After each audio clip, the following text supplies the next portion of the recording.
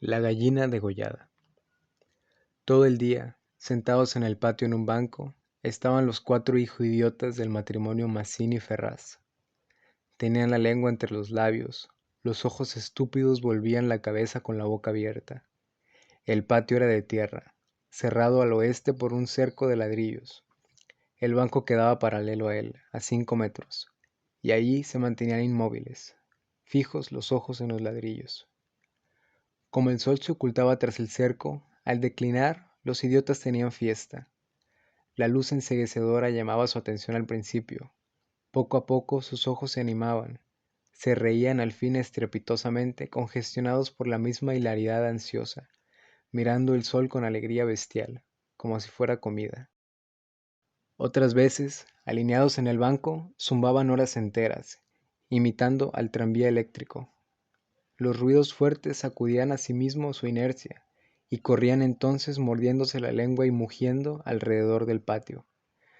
Pero casi siempre estaban apagados en un sombrío letargo de idiotismo, y pasaban todo el día sentados en su banco, con las piernas colgantes y quietas, empapando de glutinosa saliva el pantalón. El mayor tenía 12 años, el menor 8. En todo su aspecto sucio y desválido se notaba la falta absoluta de un poco de cuidado maternal. Esos cuatro idiotas, sin embargo, habían sido un día el encanto de sus padres.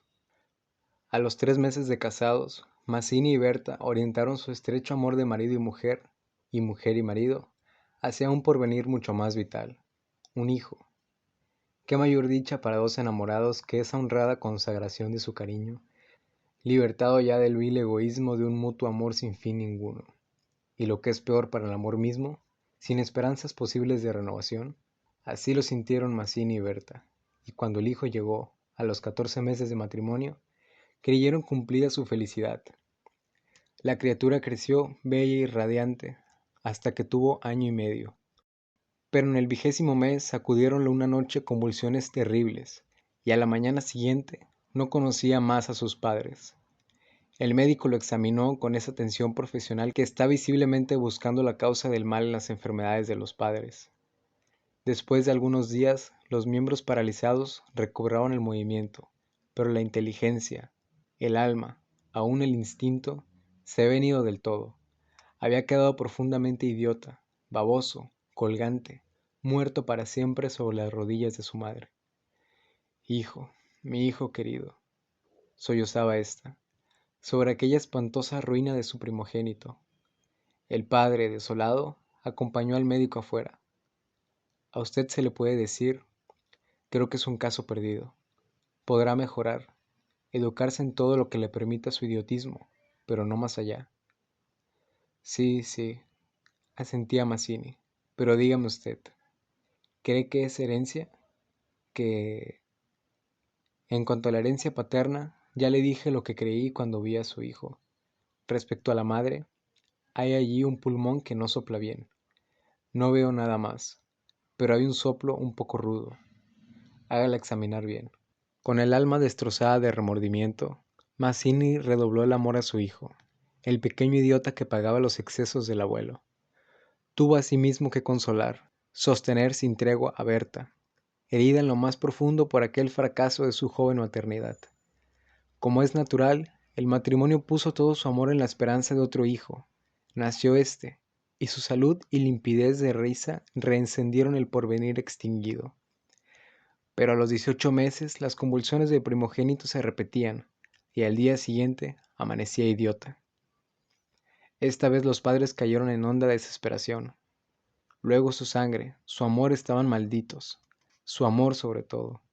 28 años él, 22 ella, y toda su apasionada ternura no alcanzaba a crear un átomo de vida normal.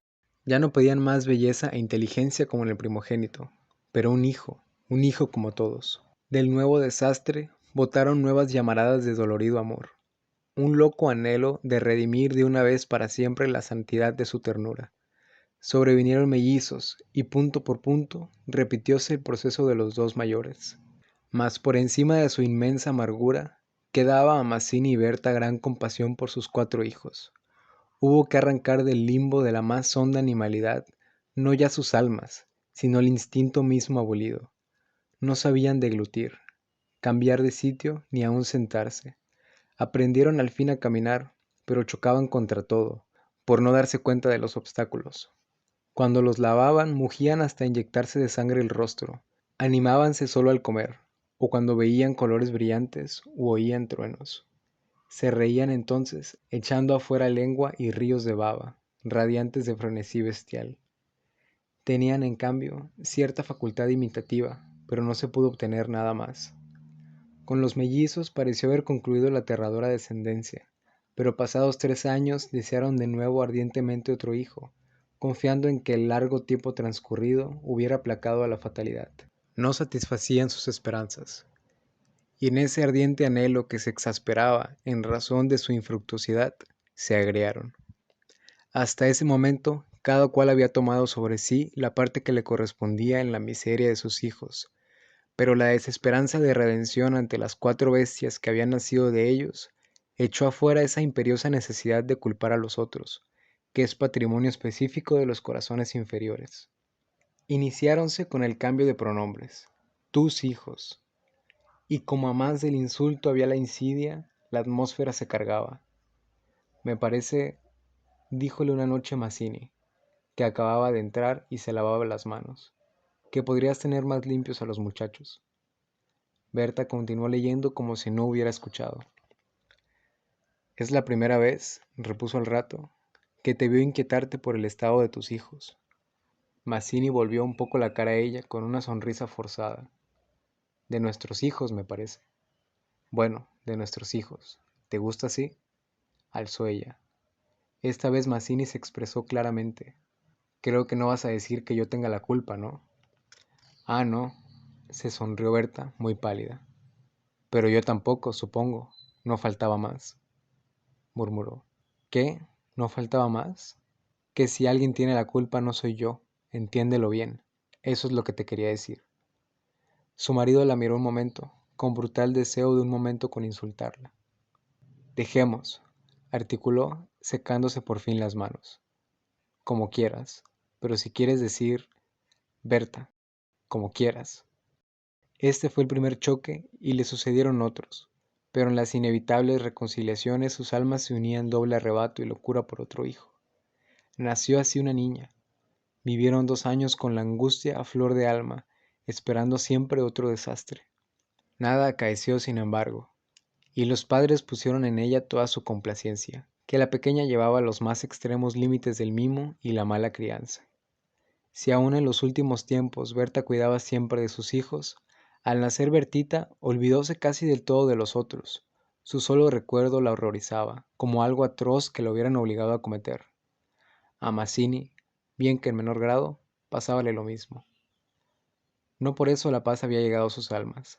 La menor indisposición de su hija echaba ahora fuera, con el terror de perderla, los rencores de su descendencia podrida. Habían acumulado y él sobrado tiempo para que el vaso no quedara distendido, y al menor contacto el veneno se vertía afuera.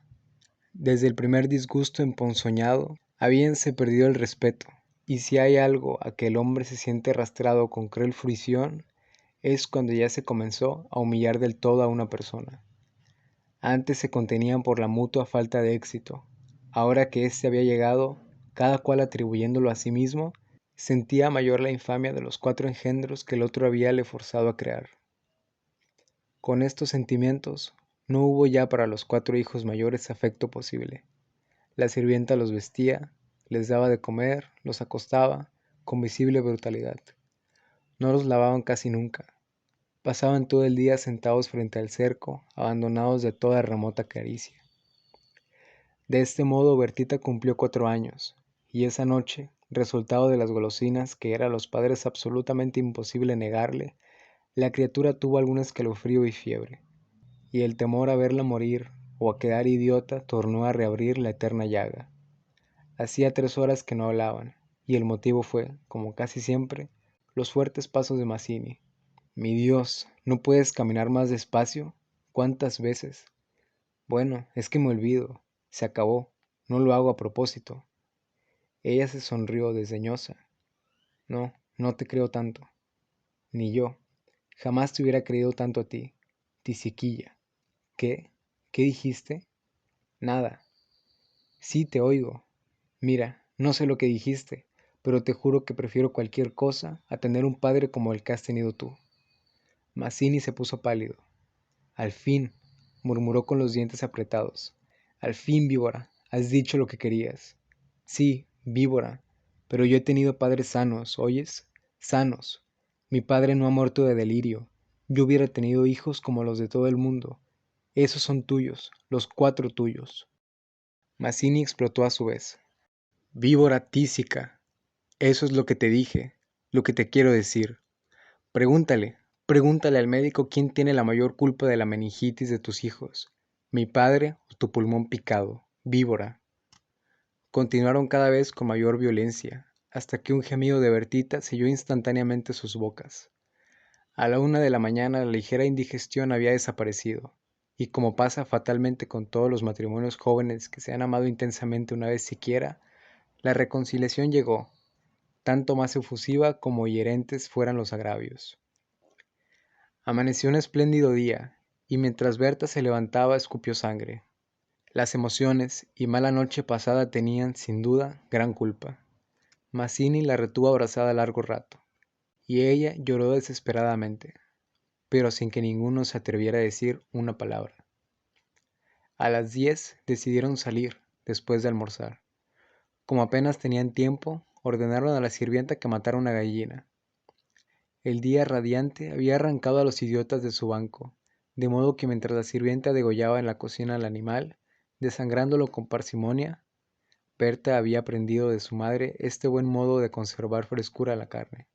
Creyó sentir algo como respiración tras ella. Volvióse y vio a los 4 idiotas, con los hombros pegados uno a otro, mirando estupefactos la operación. Rojo, rojo. Señora, los niños están aquí, en la cocina. Berta llegó. No quería que jamás pisaran ahí, y ni aun en esas horas de pleno perdón, olvido y felicidad reconquistada podía evitarse esa horrible visión. Porque, naturalmente, cuanto más intensos eran los raptos de amor a su marido e hija, más irritado era su humor con los monstruos. Que salgan, María, échelos, le digo. Las 4 pobres bestias, sacudidas brutalmente empujadas, fueron a dar a su banco. Después de almorzar, salieron todos. La sirvienta fue a Buenos Aires, y el matrimonio a pasear por las quintas. Al bajar el sol volvieron, pero Berta quiso saludar un momento a sus vecinas de enfrente. Su hija escapóse enseguida a casa. Entretanto, los idiotas no se habían movido en todo el día de su banco. El sol había traspuesto ya el cerco. Comenzaba a hundirse, y ellos continuaban mirando los ladrillos, más inertes que nunca. De pronto, algo se interpuso en su mirada y el cerco. Su hermana, cansada de 5 horas paternales, quería observar por su cuenta. Detenida al pie del cerco, miraba pensativa la cresta. Quería trepar. Eso no ofrecía duda. Al fin decidióse por una silla deshondada, pero faltaba aún. Recurrió entonces a un cajón de querosene, y su instinto topográfico hízole colocar vertical el mueble, con lo cual triunfó. Los 4 idiotas, la mirada indiferente, vieron cómo su hermana lograba pacientemente dominar el equilibrio, y cómo en puntas de pie apoyaba la garganta sobre la cresta del cerro, entre sus manos tirantes. Viéronla mirar a todos lados y buscar apoyo con el pie para alzarse más. Pero la mirada de los idiotas se había animado. Una misma luz insistente estaba fija en sus pupilas. No apartaban los ojos de su hermana, mientras una creciente sensación de gula bestial iba cambiando cada línea de sus rostros. Lentamente avanzaron hacia el cerco. La pequeña, que habiendo logrado calzar el pie, iba ya a montar a horcajadas a caerse del otro lado seguramente, sintióse cogida de la pierna. Debajo de ella, los 8 ojos clavados en los suyos le dieron miedo. Suéltenme, déjenme, gritó sacudiendo la pierna, pero fue atraída. Mamá, mamá, papá, lloró imperiosamente. Trató aún de sujetarse del borde, pero sintióse arrancada y cayó. Mamá, ma... No pudo gritar más. Uno de ellos le apretó el cuello, apartando los bucles como si fueran plumas, y los otros la arrastraron de una sola pierna hasta la cocina. donde esa mañana se había desangrado a la gallina, bien sujeta, arrancándole la vida segundo por segundo. Mazzini, en la casa de enfrente, creyó oír la voz de su hija. «Me parece que te llama», le dijo a Berta. Prestaron oídos inquietos, pero no oyeron más. Con todo, un momento después se despidieron, y mientras Berta iba a dejar su sombrero, Mazzini avanzó en el patio. «Bertita», nadie respondió. «Bertita», alzó más la voz ya alterada, y el silencio fue tan fúnebre para su corazón siempre aterrado, que la espalda se le heló de horrible presentimiento. «Mi hija, mi hija». Corrió ya desesperado hacia el fondo, pero al pasar frente a la cocina vio en el piso un mar de sangre. Empujó violentamente la puerta entornada y lanzó un grito de terror. Berta, que ya se había lanzado corriendo a su vez al oír el angustioso llamado del padre, oyó el grito y respondió con otro. Pero al precipitarse en la cocina, Mazzini, lívido como la muerte, se interpuso conteniéndola. «No entres, no entres». Berta alcanzó a ver el piso inundado de sangre. Solo pudo echar sus brazos sobre la cabeza y hundirse a lo largo de él como un ronco suspiro.